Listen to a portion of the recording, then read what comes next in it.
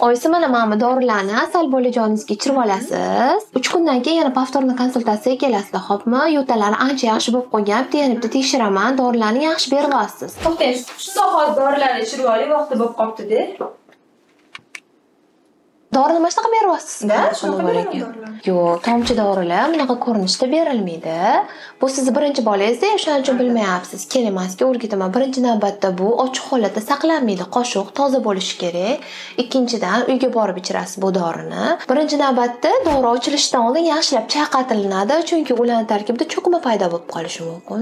Undan keyin buni ochasiz, chayqatganingizdan keyin buni soldingiz.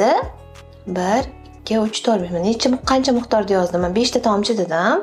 5 ta tomchini suvga aralashtirib turib, bolaga yo'q qoshiqda berasiz yoki bo'lmasa shpritsda tortib olib turib berasiz. Bolaga tomchilab ichirasiz. Shunda bola qusib olmaydi. Har doim dori vositasini bolaga berishdan oldin o'zingiz oldin mazasini bitta ko'rib oqing. U achchiqdir, balki juda ham shirindir, tomog'ini qirar.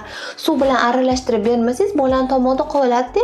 Ana undan keyin voy, juda ovoz o'zgarib qoldi, boshqacha bo'lib qoldi-ya deysiz. Shirin dori bo'ladigan bo'lsa, shuning uchun har doim suvga aralashtirib berasiz va orqasidan yana suv ichirib olasiz. Xo'pmi?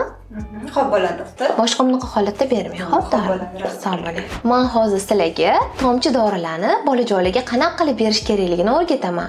Buning uchun bizga iliq suv kerak bo'ladi, ya'ni iliqdan ozgina suvroq bo'lishi kerak. Undan tashqari tomchi dorimiz va qoshiq hamda shprits kerak bo'ladi.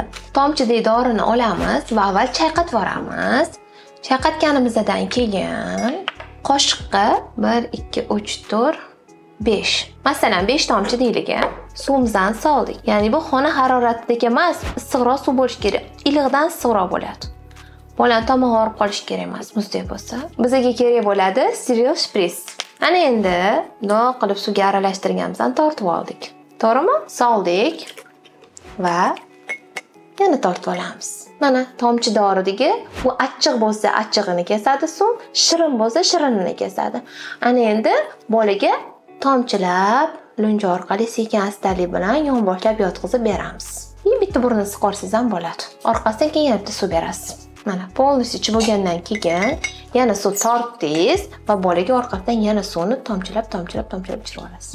Siz qanday tomchi dori vositalaridan foydalangansiz yoki siz ham xuddi shunaqa xatolik qilganmisiz? Agar shunaqa xatolik qilgan bo'lsangiz, izohlarda o'zingizlarning javobingizni yozib qoldiringlar. Like bosing va obuna bo'lishni unutmang.